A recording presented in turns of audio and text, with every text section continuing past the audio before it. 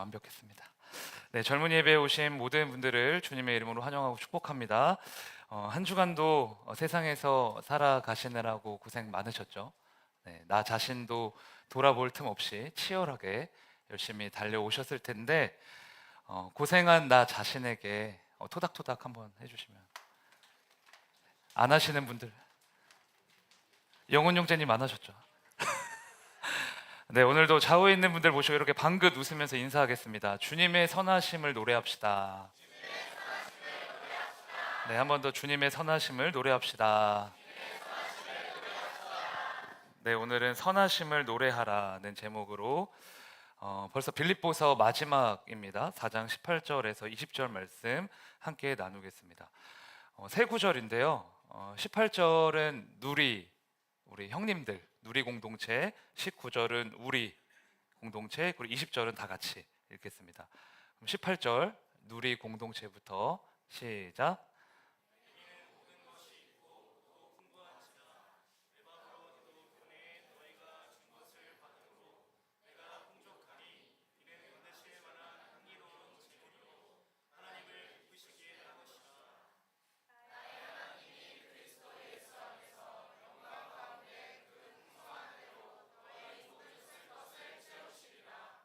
하나님 곧 우리 아버지께 세세 무궁하도록 영광을 돌릴지어다. 아멘. 네, 저와 함께 빌립보서를 처음부터 끝까지 이렇게 정독해 오시느라고 고생 많으셨습니다. 성경 한 권 한 권 뜰 때마다 개인적으로는 보람이 참 큰데 여러분들도 같은 마음이시죠? 네, 그래서 천천히 가더라도 한 권씩 제대로 알고 가면 나중에 이게 큰 믿음의 자산이 될 거라고 생각합니다. 오늘 본문을 끝으로 이제 빌립보서를 마무리하려고 하는데요. 바울이 빌립보 교회에 보내는 편지니까 당연히 마지막 부분에 어떤 말을 남겼을까요? 우리가 보통 편지 쓸 때 마지막에 무슨 말을 적죠? 연애 편지 안 써보셨어요? 마지막에는 인사하잖아요. 인사. 안부 전하면서 나는 잘 있다. 너는 잘 있냐? 우리 꼭 보고 싶다. 뭐 연락하자. 이런 인사하죠. 그래서 연애 편지면 뭐 보고 싶다. 너밖에 없다. 뭐 그런 것도 하고. 저만 쓴 것처럼 왜 그러세요? 네, 다 안 써보신 것처럼. 바울이 지금 마지막 인사를 건네고 있는 거예요. 근데 인사하면서 우리에게 굉장히 익숙한 이름을 다시 한번 꺼냅니다. 18절 한번 보실까요? 내게는 모든 것이 있고 또 풍부한지라 에바브로디도 편에 너희가 준 것을 받음으로. 여러분 누구 나왔죠? 네, 기억나세요? 누구였죠? 우리 아는 척 좀 합시다. 여기서 뽐내도 돼요. 에바브로디도 빌립보 교회의 성도인데 리더격의 성도. 그래서 빌립보 성도들이 에바브로디도 편에 뭘 보냈죠? 헌금, 성교비와 물품, 바울이 쓸 물품들을 이렇게 해서 이렇게 전달했잖아요. 근데 큰 문제가 있었죠? 어떤 문제였죠? 맞아요, 병에 걸렸어요. 에바브로디도가 빌립보에서 바울이 있던 로마까지 갔는데 그 거리가 몇 킬로였다? 1300킬로. 그러니까 여기서 일본 도쿄까지 직선 거리로 1200킬로거든요. 그러니까 엄청난 거리죠. 그러니까 에바브로 디도가 최소 2달 정도는 두 발로 걸어서 험난한 길을 갔다는 거예요. 근데 옛날에는 장티푸스 같은 풍토병, 피부병 이런 게 너무 흔했잖아요. 깨끗한 식수도 없지, 막 흙먼지 다 마시고 있지. 그러니까 면역력이 바닥이 된 거죠. 그러다가 진짜 죽을 병에 걸린 겁니다. 누가? 에바브로디도가. 그런데 고대에 어떤 사람이 갑자기 병에 걸리면 사람들이 어떻게 이제 생각을 했죠? 하나님이 치셨네. 거 봐라, 거 봐. 저 사람이 뭔가 죄를 졌으니까 저런 거야. 그러니까 에바브로디도가 병들었다는 소문을 듣고 빌립보 성도들이 뒤에서 이제 수근수근 또 의심도 하고 그런 거예요. 바울이 이런 분위기를 감지하고 빌립보서 2장에 가면 에바브로디도를 두둔하고 있죠. 어떻게요? 그는 나의 형제요. 그는 나의 전우요. 나의 쓸 것을 돕는 동역자라. 에바브로디도가 위축되지 않도록, 오해받지 않도록 그를 감싸주고 대신 변호해 주는 거죠. 이 사람은 나에게 참 도움이 되었던 사람이다. 참 자신의 사명을 완벽하게 완수했다. 그러면서 덧붙입니다. 에바브로디도를 너희에게 빨리 돌려보내는데 그 이유는 이 사람이 잘못해서가 아니라 병에 걸려서 어쩔 수가 없는 상황이다. 그래 오해하지 말아라. 그런데 이렇게 빌립보 2장에 다 써놓고 부족하다고 생각했나 봐요. 그래서 마지막 그 부분에 한 번 더 말하고 있습니다. 에바브로디도 편에 너희가 보내준 헌금과 물품 잘 받았다. 그래서 내가 지금 너무 풍족하다. 그러니까 감사함을 표현하는 거죠. 그런데 바울이 이렇게까지 감사하고 감격했던 건 빌립보 교회에 감사함을 표현했던 건 숨겨진 이유가 있었어요. 그러니까 표면적으로는 에바브로디도 때문이었지만 그 이면에는 또 다른 이유가 있었습니다. 사실 바울이 빌립보 성도들에게 굉장히 서운했어요. 여러분 사도행전 쭉 읽어보면 바울이 개척하는 교회와 바울이 개척하지 않은 교회가 둘로 나뉩니다. 예를 들어서 로마 교회, 골로새 교회, 뭐 안디옥 교회 이런 교회들은 바울이 개척한 교회가 아니에요. 그러니까 원래부터 있었거나 바울의 제자들이 개척한 교회예요. 바울이 직접 개척한 대표적인 교회는 뭐가 있을까요? 에베소, 고린도, 그리고 이 빌립보. 근데 여러분 생각해 보세요. 바울도 사람이죠. 자기가 개척하지 않은 교회에 애착이 더 갈까요? 개척한 교회에 애착이 갈까요? 개척한 교회 가죠. 당연한 거죠. 게다가 빌립보 교회는 지금의 유럽, 옛날 마게도니아 지역에 처음으로 세워진 교회잖아요. 바울에게는 의미가 남달라요. 그런데 바울이 이제 빌립보 교회를 개척하고 성도들과 얼마 동안 이렇게 잘 지내고 있다가 또 다른 지역으로 선교하러 갔는데 그 다음부터 빌립보 성도들이 연락을 안 해주는 거예요. 그러니까 지금으로 따지면 카톡 차단했어요. 인스타 마팔 끊었어요. 그러니까 왜 그랬냐? 빌립보 성도들이 일부러 그런 건 아닌 것 같아요. 근데 옛날에는 이제 핸드폰이 없잖아요. 메일도 없고. 그러니까 유일하게 연락할 수 있는 방법이 뭐냐? 사람이 움직여야 돼요. 사람이 편지 들고 직접 왔다 갔다 하면서 이제 소식을 주고받고 해야 되는 거죠.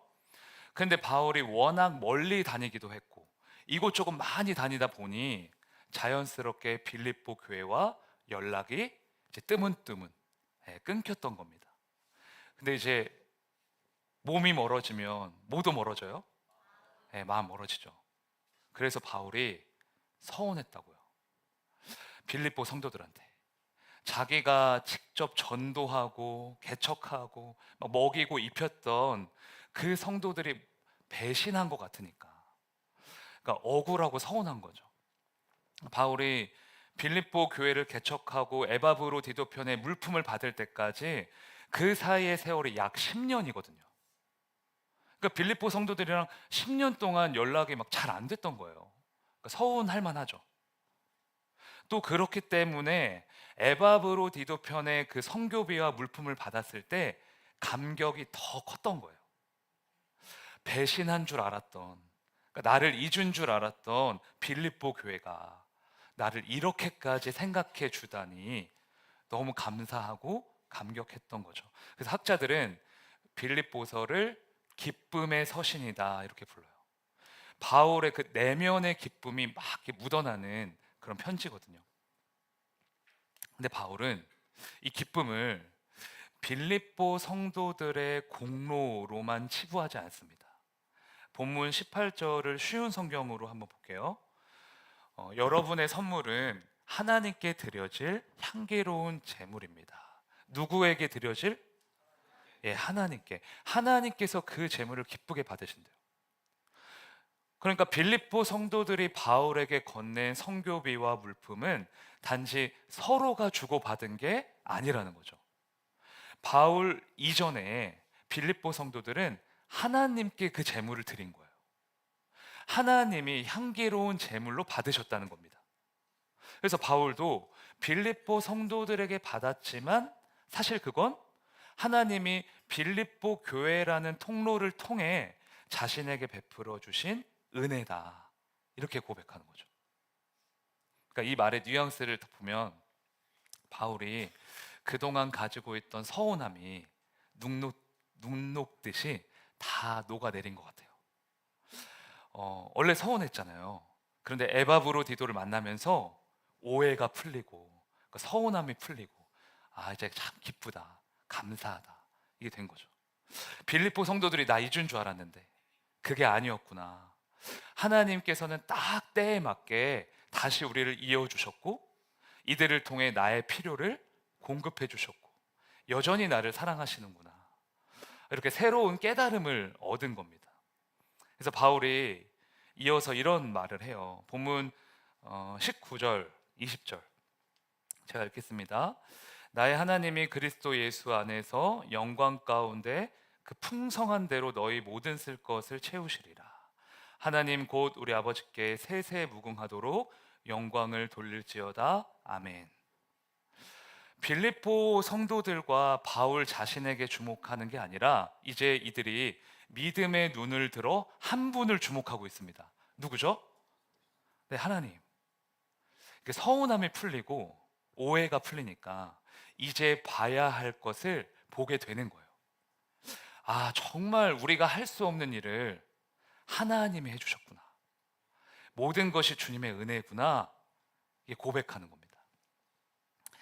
19절, 20절 아까 보셨듯이 둘 다 영광이 나오는데 영광이 오늘 왔어요? 영광이 안 왔죠. 네. 영광의 의미는 서로 달라요. 우리가 같은 단어를 사용해도 맥락에 따라서 그 의미가 달라지잖아요. 뭐 예를 들어서 어떤 청년이 막 고생 끝에 원하던 회사에 취업을 했어요. 그럼 이제 그 청년한테 야, 너 참 잘했다, 참 멋지다 하는 건 칭찬이죠. 칭찬이죠? 네, 근데 어떤 청년이 예배만 드리면 자꾸 졸아요. 근데 여기서 꿀잠 자다가 집에 가면 쌩쌩해져. 근데 그런 청년을 보고 야, 너 참 잘한다 하면 그거 칭찬이에요, 뭐예요? 칭찬, 조롱. 예. 그게 진짜 잘한다는 거예요? 앞으로 잘하라는 거예요? 예, 잘하라는 거죠. 그러니까 졸지 마세요. 그러니까 영광이라는 단어는 똑같은데 의미가 달라요. 그럼 먼저 첫 번째 영광 볼게요. 19절 한번 읽어봅시다. 시작. 네, 19절에 나오는 영광은 영광 가운데. 그럼 영광 가운데가 뭐냐? 내가 실패하고 실수하고 깨지고 때로는 세상에 빠져들고 그렇게 부족했지만 늘 연약했지만 그럼에도 불구하고 하나님이 자신의 크신 영광 가운데 나를 승리케 하셨다는 거예요. 그러니까 이 영광은 결국 어떤 의미냐? 결론을 말씀드릴게요. 주님의 선하심이에요. 바울이 서운했어요. 억울했어요. 빌립보 성도들이랑 조금 삐그덕했어요. 바울도 연약했고 빌립보 성도들도 연약했어요.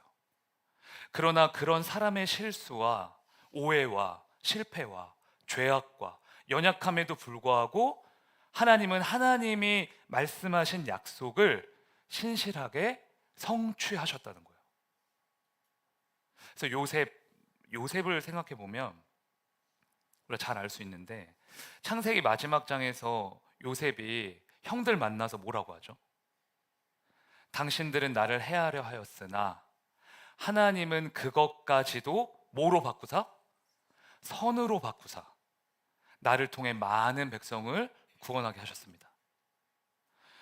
여러분 요셉 얘기는 다 아시죠? 요셉 얘기? 요셉 잘못했어요? 잘못 안 했어요? 잘못했어요. 잘못했어요. 잘못했죠. 제일 꼬레비 동생이면서 꿈꿨다고 형들이랑 아버지가 나한테 다 이제 절하게 될 거라고 뽐냈잖아요. 자랑했잖아요. 잘못했죠. 근데 형들은 잘못했어요, 안 했어요? 더 잘못했어요. 아니, 아무리 그렇다고 해서 친동생을 인신매매 해가지고 팔아버리는 경우가 어디 있어요? 그거 인신매매 맞거든요. 그러니까 열이 뻗쳐도 시기 질투가 나도 참았어야죠. 그런데 그 과정을 통해 요셉은 보디발의 집을 거쳐 감옥을 거쳐 결국 어느 자리까지 올라가게 되죠? 국무총리. 그래서 아버지와 형들의 목숨을 구하고 이스라엘 백성들 다 구하고 애굽의 백성들까지 구원하는 그 구원의 통로가 되죠. 이렇게 요셉의 인생이 흘러갈 거라고 누가 예상했을까요? 요셉 자신도 몰랐다고요. 그런데 세월이 흐르고 삶을 돌이켜 보니 자신의 실수까지도, 인간의 실패와 연약함까지도 하나님은 선으로 바꾸셨다. 이걸 알게 된 거죠. 그래서 여러분, 로마서 8장에 우리가 잘 아는 말씀 있죠? 하나님을 사랑하는 자, 곧 그의 뜻대로 부르심을 입은 자들에게는 모든 것이 합력하여 뭘 이루어요? 선을 이루느니라. 그러면 정리 한번 하세요. 성경이 말하는 선이 뭘까요? 선이 뭐예요? 내가 원하는 대로 되는 거? 내 기도 제목 다 이루어지는 거? 아니에요. 나의 계획이 전부 싸그리 실패한다 할지라도 그 실패를 통해 하나님은 하나님 당신의 뜻을 이루시는 것, 그것을 가리켜 선하심이라고 하는 겁니다. 우리 하나님 그런 분이세요. 우리의 수치와 약함과 실패와 실수와 억울함과 죄악을 통해서도 충분히 넉넉히 일하실 수 있는 분이 우리 하나님이신 줄로 믿습니다. 내가 이렇게 하면 뭐 저렇게 하면 하나님의 뜻이 이루어지지 않을 것 같아, 그런 말 하지 마세요. 하나님은 뜻을 세우셨으면 무슨 일이 있더라도 어떤 환경을 통해서라도 당신의 뜻을 반드시 이루십니다. 담임 목사님, 사모님 이단 판정 받고 나서 제가 몇 주 동안은 엄청 힘들었던 것 같아요. 그러니까 성도님들 떠나고 뭐 사랑했던 제자들도 떠나고, 그러니까 혼란스러웠어요. 제가 밥맛이 없는 사람이 아니거든요. 근데 밥맛이 없어요. 그래서 딴 거 주워 먹긴 했는데, 솔직하게 말씀드려도 되죠? 교회도 오기가 힘들더라고요. 목사가 타락했어요. 설교도 하기가 싫어요. 왜? 하나님 선하시다. 여기 서서 하나님 선하세요, 하나님 믿으세요 해야 되는데 제 마음이 그렇지가 않은 거예요. 제 마음은 아닌데 입술로만 그렇게 말하면 저는 위선하는 거잖아요. 거짓말 치는 거잖아요. 그래서 안 하고 싶었어요. 그래서 오늘 오랜만에 하나님한테 막 반항하고 싶더라고요. 요나처럼. 하나님이 다시 끌고 오실 걸 아는데도 그래도 막 천장 보고 막 소리 지르고 싶더라고요. 진짜 옛사람 나올 뻔했어요. 그렇게 한 2주, 3주 지났는데 새벽 예배 와서 기도하는데 하나님이 이제 그러시는 거예요. 중남아, 네 마음대로 된 게 하나도 없지. 너 계획대로 된 거 하나도 없지. 그런데 그럼에도 불구하고 나 사랑하니? 아직도 나 믿니? 맨 처음에 그 음성을 이렇게 마음에 이제 감동을 주셨을 때는 하나님 몰라요, 저 삐쳤어요. 하나님이 이 상황 만드신 거면서 그런 거 왜 물어보세요? 라고 말할 뻔했어요. 말은 안 했어요. 근데 그때 하나님이 원하시는 거를 딱 알아챘어요. 하나님은 이 폭풍 같은 상황에서도 너무 억울하고 막 열이 뻗치고 막 화가 나는 이 상황 속에서도 내 입술을 통해 하나님, 당신은 여전히 선하십니다. 이 고백을 받길 원하시는구나. 이 주님의 마음이 읽어지더라고요. 기도할 때 그럴 때 있어요. 은혜를 주시면 하나님의 마음이 이게 뭔지 알겠거든요. 그래서 하나님도 그렇게 말했죠. 하나님, 하나님 여전히 사랑합니다. 더 망해도, 더 내 뜻대로 안 돼도 상관없습니다. 주님 선하십니다. 내 평생 신실하신 주님, 당신 한 분밖에 없습니다. 그러니까 그 고백을 토해내고 나니까 그 다음에 제 마음에 뭐 설명할 수 없는 평강이 찾아오더라고요. 그때부터 괜찮아졌어요. 모든 게. 여러분, 하나님은 저에게 하셨던 것처럼 여러분들에게도 그런 시험, 그런 질문을 하실 때가 있을 겁니다. 지금 그런 질문에 맞닥뜨린 분들도 계실 거예요. 왜 내 마음대로 안 되지? 열심히 했는데 내 계획이 왜 다 수포로 돌아가는 것 같지? 계속 실수하고 실패하고 돈도 없고 인간관계도 꼬이고 내 인생 왜 이러지? 그 폭풍 속에서 하나님이 여러분에게 물어보시는 거예요. 얘야, 내 아들아, 내 딸아, 그런데 그럼에도 불구하고 내가 아직도 너에게 선한 하나님이냐? 여러분, 이 질문에 내 하나님, 주님은 내 평생 선하신 하나님이십니다 라고 믿음으로 반응하시겠습니까? 10명밖에 없어요. 싫으신 것 같아요. 다시 한번 여쭤볼게요. 여러분, 믿음으로 반응하시겠습니까? 그럼 저를 한번 따라해 보세요. 하나님, 당신은 언제나 가장 선한 주님이십니다. 다시 한번, 하나님, 당신은 언제나 가장 선한 주님이십니다. 여러분, 아멘이십니까? 아멘. 하나님 마음껏 믿으셔도 돼요. 여러분에게 절대 손해보는 장사가 아닙니다. 우리의 실수와 실패와 연약감까지 사용하셔서 하나님의 선을 이루시기 때문에, 그리고 그 선은 우리에게 가장 좋은 것이기 때문에 절대 손해보는 장사가 아니에요. 무조건 플러스예요. 이 믿음이 있는 자가 그 다음 단계의 영광에 참여할 수 있습니다. 아까 본문에 영광 2번 나왔었죠. 그 본문을 다시 한번 볼게요. 19절, 20절 이어서 여러분들이 한번 읽어주세요. 시작.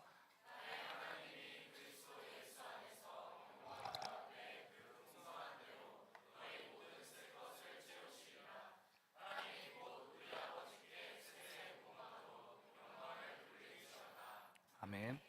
네, 처음 영광은 주님의 선하심이라고 말씀드렸어요. 그리고 그 다음에 나오는 영광, 20절의 영광은 우리가 익히 알고 있는 그 영광이 맞습니다. 하나님만 높임 받으시고 하나님께 모든 존귀와 찬양을 올려드리는 그 영광이에요. 그래서 바울이 세세토록 영광을 돌릴지어다 이렇게 찬양하고 있죠. 여기서 딱 하나 알고 가셔야 되는 게 있습니다. 그러면 하나님께 영광을 올려드린다는 게 무슨 뜻인가? 우리가 평소에 이제 습관처럼 되게 자주 말하잖아요. 하나님께 영광 올려드립니다. 하나님만 영광 받으시옵소서. 계시록 4장을 보면 신구약 성도들을 대표하는 24명의 장로들이 하나님 보좌 앞에서 예배를 드립니다. 천국에서 드려지는 천상의 예배를 사도 요한이 이제 환상으로 보고 있는 거예요. 그런데 그 장로들이 예배를 드리면서 전부 뭘 하냐? 말씀 다시 한번 띄워주세요. 네, 계시록 4장 10절 11절 뭘 하는지 잘 보면서 읽어보세요. 시작. 24 장로들이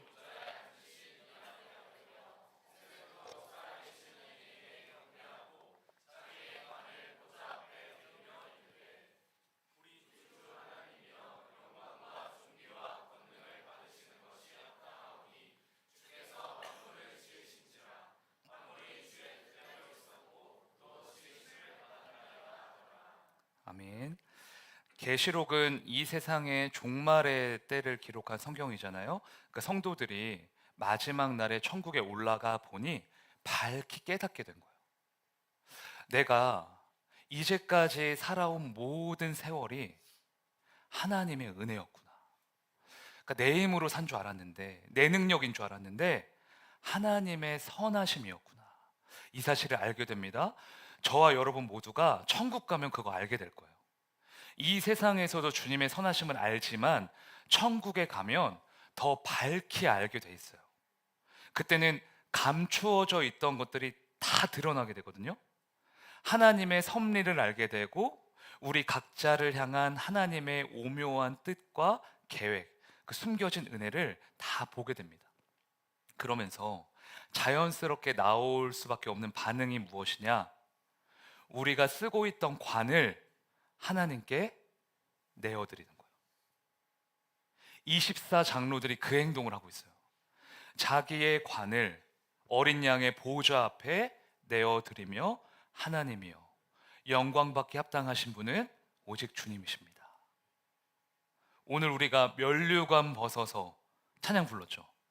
그게 그 뜻이에요. 면류관 벗어서 주 앞에 드리세. 여러분, 면류관 왜 벗어요? 면류관 좋은 거잖아요. 천국에서 쓰는 면류관은 금면류관인데, 비싼 건데, 그래도 드릴 수밖에 없어요. 왜? 천국 가서 보니 다 하나님이 하신 거거든요. 신실하신 하나님이 내 인생을 너무 멋지게 이끌어 오셨거든요. 그래서 우리가 쓰고 있던 관을, 모든 영광과 존귀와 권세를 하나님께 내어드릴 수밖에 없는 거죠. 그런데 이 주옥 같은 말씀도 이제 다 까먹으실 거잖아요. 그죠? 그래서 제가 하늘이한테 나 면류관 좀 만들어 달라 부탁했어요. 여러분, 하나님께 영광을 올려드린다는 이 의미를 그냥 글자가 아니라 이미지로 기억하셨으면 좋겠어요. 이미지. 영광을 올려드린다 라는 건 이런 겁니다. 좀 박수 치지 마세요. 좀 작나요? 네. 면류관. 우리가 면류관을 이렇게 쓰고 있다가 면류관을 어떻게 해요? 네, 내어서 드리는 거. 네, 여기 놔둘게요. 네. 이게 힘드네요. 팔이 힘들어요. 평생 안 까먹으시겠죠? 네. 면류관을 벗어서 주 앞에 내어놓는 거. 이게 영광을 드리는 거예요. 바울은 이렇게 빌립보 성도들을 향한 편지를 맺고 있습니다. 내가 한 게 아니다. 여러분들이 한 것도 아니다. 우리는 부족했지만 선하신 하나님께서 당신의 뜻을 끝끝내 이루셨으니 오직 주님만 영광받기에 합당하시다. 찬양하는 거죠. 사랑하는 형제 자매님들, 그래서 하나님이 가장 영광 받으실 때가 언제인지 아세요? 우리가 주님의 선하심을 노래할 때예요. 그래서 오늘 설교 제목이 선하심을 노래하라. 내 뜻대로 되지 않아도, 다 망한 것처럼 보여도, 다니엘처럼 불 가운데 있을지라도 주님은 여전히 선하십니다. 그렇기에 내 평생 선하심과 인자하심이 나를 반드시 따를 것입니다 라고 고백하는 우리의 마음을 제일 기뻐하시고요, 그때 가장 영광 받으십니다. 그러면 같이 노래할 준비 되셨죠? 네, 주님의 선하심을 노래했으면 좋겠어요. 우리 모든 영광 하나님께 올려드리면 좋겠습니다.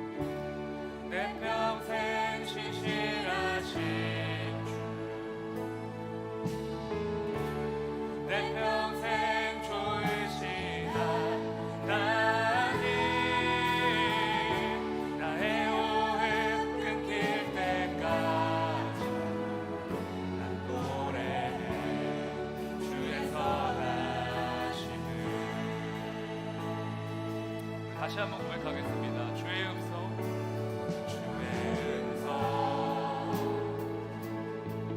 불 가운데 날 인도해 그 감에서 안위하시는 주님.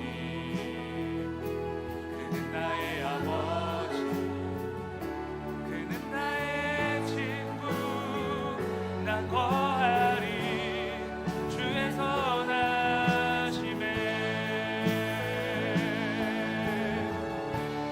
내 평생 신실하심, 내 평생 주의신 하나님. 나의 호흡 끊길 때까지 난 노래해 주의 선하심을. 내 평생 신실하신 주님이십니다. 내 평생 신실하신, 내 평생 좋으신, 내 평생 좋으신 하나님.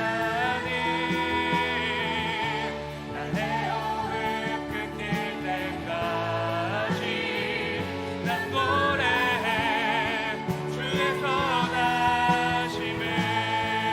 내 평생의 선하심과, 내 평생의 선하심과 주의 인자하심, 정녕 나를 따르리 두려움 없도다.